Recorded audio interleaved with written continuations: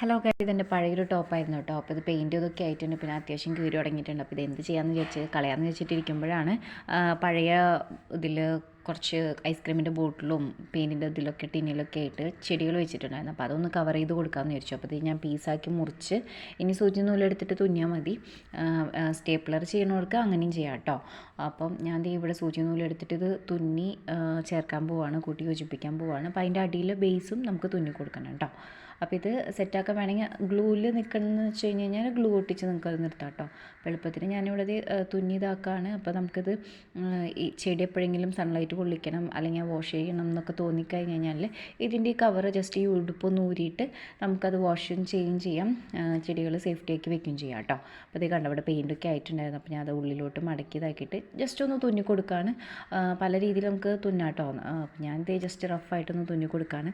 അപ്പോൾ ഇങ്ങനത്തെ കാര്യങ്ങളൊക്കെ ചെയ്യുമ്പോഴേ നമുക്കിപ്പോൾ നെഗറ്റീവായിട്ടുള്ള കാര്യങ്ങൾ എന്തെങ്കിലും ഉണ്ടെങ്കിൽ നമ്മുടെ മൈൻഡൊക്കെ ഒന്ന് എൻഗേജ്ഡ് ആക്കാൻ വേണ്ടിയിട്ട് പറ്റുന്ന ഒരു ടെക്നിക്കുകളാണ് കേട്ടോ ഇതൊക്കെ.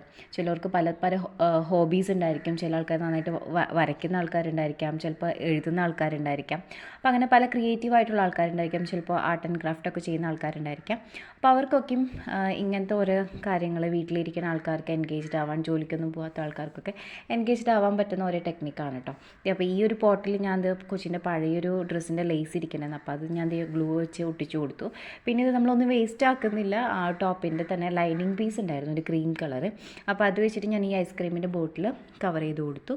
പിന്നെ അതിന് ശേഷം ഈ ഒരു നെറ്റ് വെച്ചിട്ട് ഞാനൊന്ന് ടൈ ചെയ്ത് കൊടുക്കുകയാണ്. അപ്പോൾ ഒന്ന് ടൈ ചെയ്ത് ജസ്റ്റ് വേണമെങ്കിൽ നിങ്ങൾക്ക് തന്നെ വെറുതെ ഇട്ടാലും ഭംഗിയുണ്ടാവും. അല്ലെങ്കിൽ ഞാൻ ജസ്റ്റ് ഇത് ഒന്നും കൂടി ടൈ ചെയ്ത് ഒരു കുഞ്ഞൊരു കെട്ട് പോലെ അവിടെ ഇട്ട് വെച്ചിരിക്കുകയാണ്. അപ്പോൾ അത് എങ്ങനെ വേണമെങ്കിലും ആക്കാം കേട്ടോ. ഇതിൽ തന്നെ പല ഡിസൈനിൽ നിങ്ങൾക്ക് ടൈ ചെയ്ത് കൊടുക്കാം. ഓക്കെ, അപ്പോൾ നമ്മൾ ഇങ്ങനത്തെ കാര്യങ്ങളൊക്കെ എൻഗേജ്ഡ് ആകുമ്പോൾ നമ്മൾ മൈൻഡ് കുറച്ച് റിഫ്രഷ് ആവും. നമുക്ക് കൂടുതൽ എപ്പോഴും വെറുതെ ഇരിക്കുന്ന സമയത്ത് നെഗറ്റീവ് തോട്ട്സ് ആയിരിക്കും കൂടുതൽ വരിക പോസിറ്റീവിനേക്കാളും.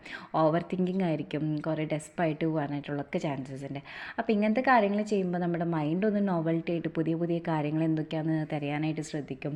പിന്നെ നെഗറ്റീവ് തോട്ട്സുകളൊന്നും കൂടുതലും ഉള്ളിലോട്ടൊന്നും വരാണ്ട് ഒന്ന് ഫ്രഷ് ആയിട്ടിരിക്കാൻ നമുക്ക് പറ്റും കണ്ടോ. അപ്പോൾ ഞാൻ ഈ ഒരു മറ്റേ പോട്ടും കൂടി ഞാൻ ജസ്റ്റ് ഒന്ന് ടൈ ചെയ്തിട്ടുള്ളത് ഒരു ജൂട്ടിൻ്റെ മെറ്റീരിയലാണ്. അപ്പോൾ ഞാനൊരു കഴുത്തിലൊരു കോളർ ടൈപ്പ് വെച്ചിട്ട് ഒരു ചെറിയൊരു പുഷ് ബട്ടൺ വെച്ചു. മറ്റേതിൽ ഞാനൊരു ചെറിയൊരു കോളർ നെക്കിൻ്റെ ഒരു വള്ളി ഉണ്ടായിരുന്നു, അതൊന്ന് കെട്ടി കൊടുക്കുക ജസ്റ്റ് റഫായിട്ട് കണ്ടോ. അപ്പോൾ ഓക്കെ, ഞാൻ അത് വിൻഡോയുടെ സൈഡിൽ വെച്ചിരിക്കുകയാണ്. അപ്പോൾ ഓക്കെ, നെക്സ്റ്റ് വീഡിയോയിൽ കാണാം. എല്ലാവർക്കും ബൈ ബൈ. നിങ്ങളും ഇതുപോലെ ഓരോന്ന് ഉണ്ടാക്കി ട്രൈ ചെയ്യുക. കമൻറ്റ് ബോക്സിൽ കമൻറ്റ് ചെയ്യാൻ മറക്കല്ലേ. Thank you, bye bye.